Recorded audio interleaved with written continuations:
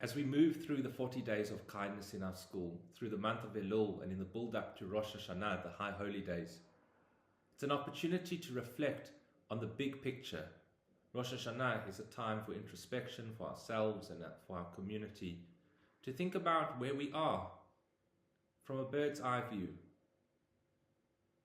I'd like to use this week's Parsha as a way in to think about the big picture, but in relation to two Menschlichkeit qualities, chosen, resilience, and tikva, hope. It might surprise you to hear of those two values that are part of our Menschlichkeit pillar. Originally, there were 10, and these two have been added to make up 12 for the 12 months. Where do we see a reflection of these ideas, the big picture of hope and resilience in this week's Parsha? Well, right at the end of the Parashat Ki Tavo, after the enumeration of the long series of curses that might befall the people, Moshe has a summation of the Parsha. He recalls the grand narrative of the people. They were in Egypt, and they saw with their own eyes the great signs and wonders that Hashem performed for them as He took them out of Egypt. And yet they still didn't have a heart to understand, eyes to see, ears to listen, to understand God's kindness towards them until this day. Moshe recounts that they went through the desert for 40 years. Their clothes didn't wear, and they didn't drink wine until they got through to the inhabitants of Sichon Melech Cheshbon and Og Melech Habashan. They came out in war and they were victorious. Moshe notes that until this day, they didn't have an understanding heart.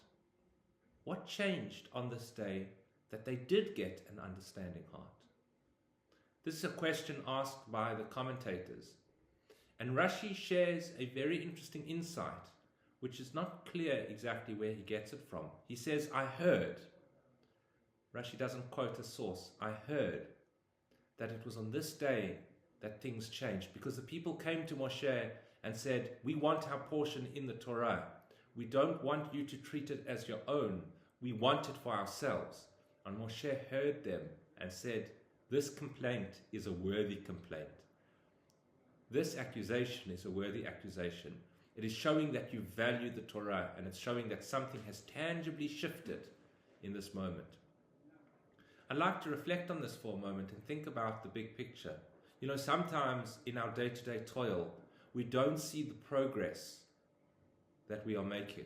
Sometimes it feels like we're doing a lot of work, but are we actually shifting the needle?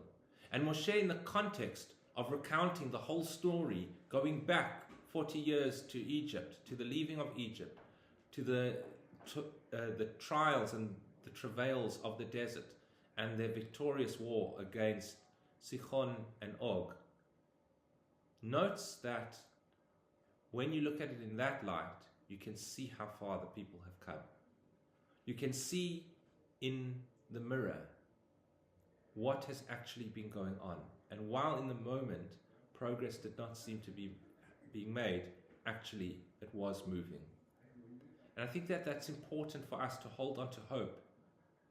We know that we've been going through difficult times as World Jewry, but the resilience is actually to hold on to hope. The resilience is always to maintain a hope for a better future, hope for a better world. That's what we need to think about. That's what we need to resolve on. That's the kind of resilience that we need. Often resilience is thought of as just facing up to difficult times. But I think there's also an element of aspiration. Resilience is actually linked to inspiration, to aspire to something, to breathe in and to use that breath to invigorate us into the future.